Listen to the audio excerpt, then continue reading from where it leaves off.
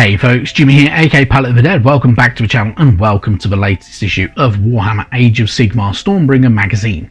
Now, as per usual with all these videos, if you like them, hit that like button, subscribe to the channel if you haven't already, and of course, drop us a comment down below. I love hearing back from you guys. It goes a massive way to helping out the channel too. Now, this week we're on issue 63 of Stormbringer magazine, and we have our final Kharadron Overlord mini.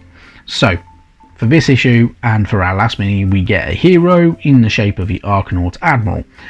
Obviously, it's not a named mini, so you can name it however you want.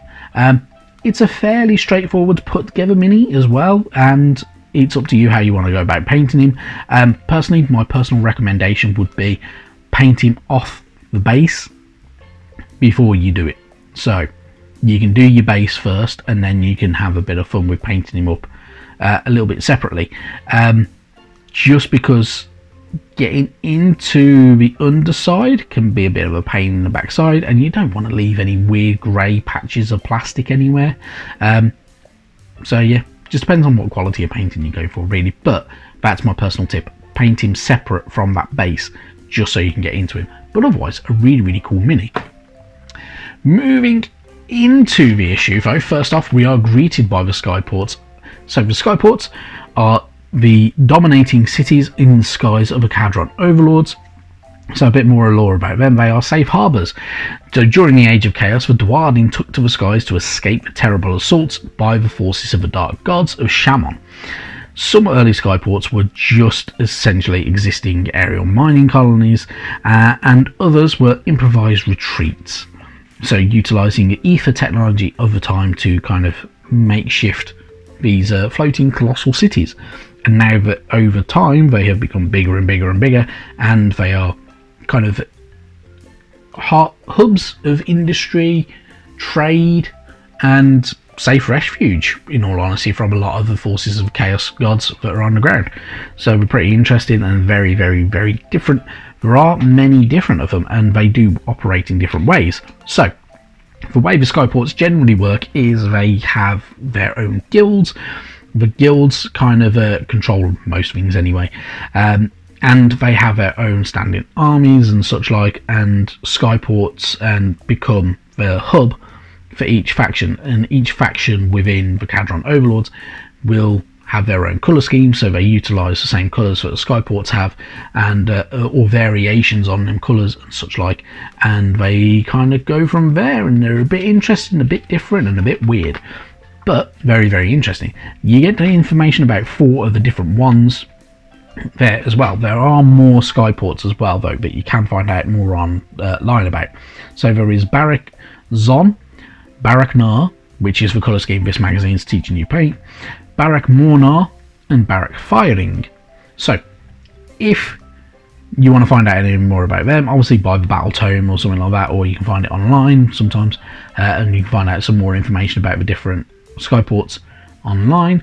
But otherwise, if you want any of the stories involving the skyports and the Kharadron Overlords especially, there are 2 Dreki Flint novels, which are both pretty decent, and there is also a Gotrek Gurnason novel in the Mortal Realms, which is Gitslayer. Definitely worth having a read of that one, because it's quite an enjoyable one as well, and it does involve the way that the Kharadron Overlords work, which is very mercantile and everything like that. So they utilise a lot of that type of their ability to kind of break and broker deals. Moving on though, we get more information about the forces of chaos. So the Hedonites of Slaanesh. So across the Mortal Realms, the armies of the Hedonites of Slaanesh inflict cruelty and suffering upon their foes. Drawn together in violent warbands, the followers of this depraved god seek out luxury and revel in all manner of debased excesses as they quest for traces of the Dark Prince.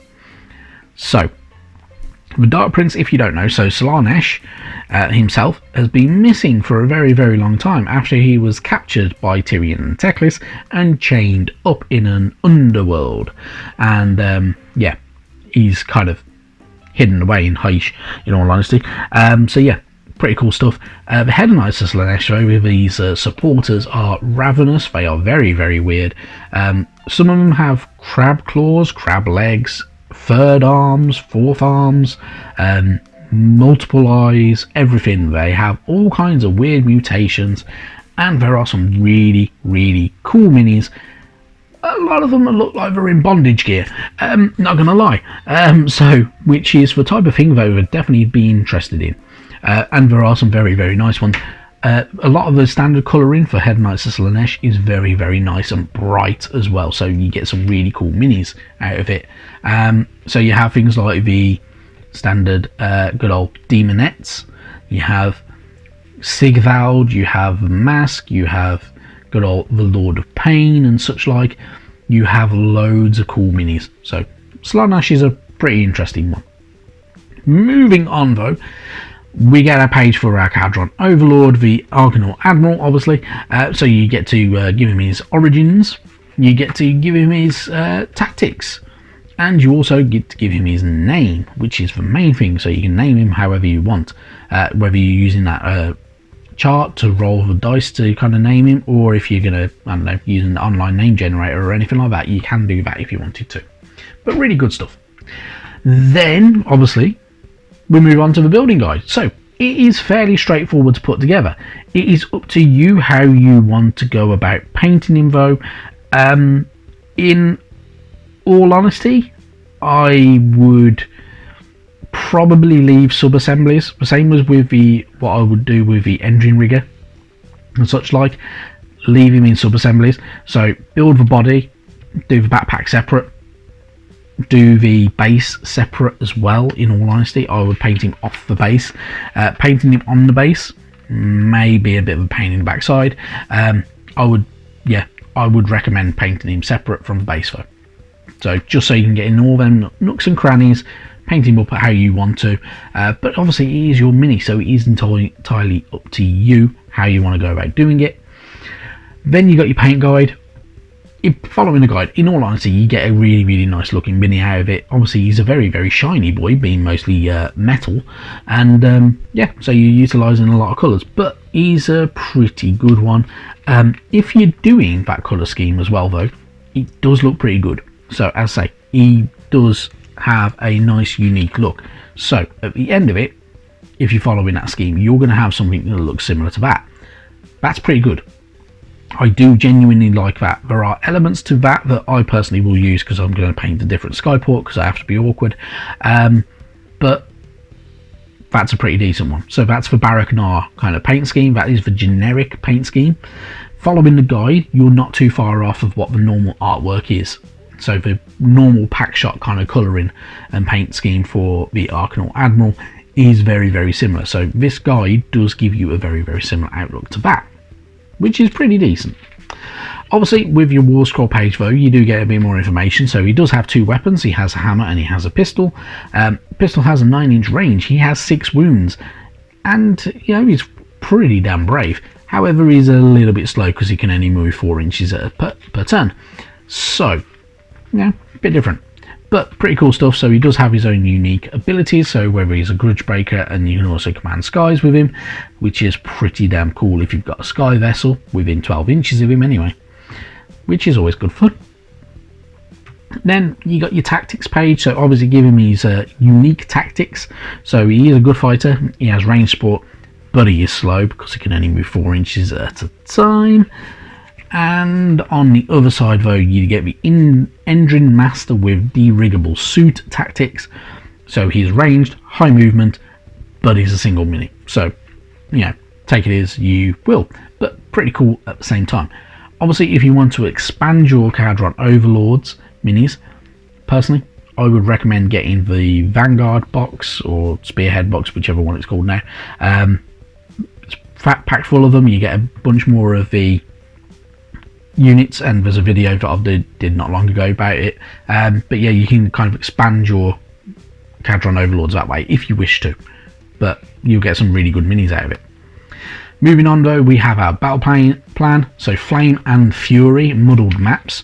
So in this one, obviously you're carrying on with the kind of the newer update. So you've got 4 mats, 5 objectives, and you're utilizing 3 heroes and 5 troops, however you want to go about doing it. So you could go just down the Stormcast Eternal route, or you can go down a mixture of or 3 factions if you wanted to, or you could have just your Kharadron Overlords and some Stormcast, or some Silverdeath and some Kharadron Overlords. They wouldn't normally work together very well because, yeah, they're always a bit of loggerheads, industry and nature.